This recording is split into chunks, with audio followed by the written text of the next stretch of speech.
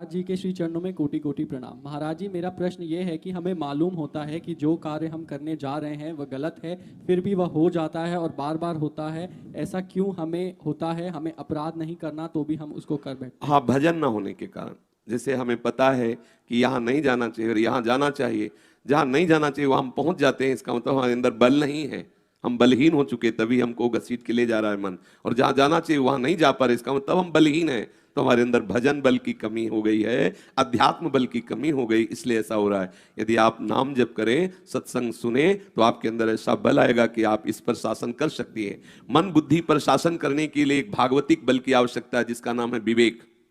विवेक ही इस पर शासन करता है, मन बुद्धि पर, और शासन करके उसे भगवदाकार बनाता है। विवेक सत्संग से मिलता है, विवेक पुष्ट होता है भजन से। जितना नाम जप करो, श्री हरिवंश विवेक परम परम विवेक स्वरूप श्री आचार्य गुरु उसके हृदय में स्फुरित होने लगते हैं।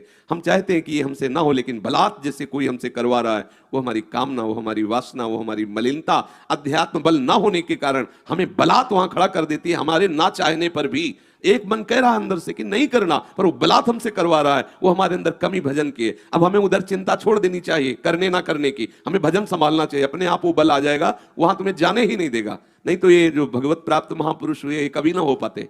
निश्चित समझो, भजन बल बहुत बड़ा भजन बल होता है। श्री हरिवंश नाम बल लो अपने मन भाई सबको। नाम बल कितना बड़ा बल है।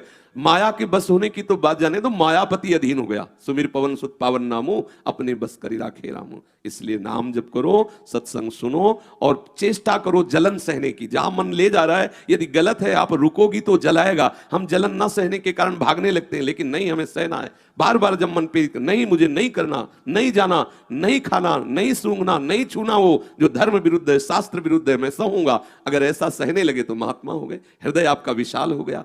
अध्यात्म नित्या तो विनिवृत्त कामा।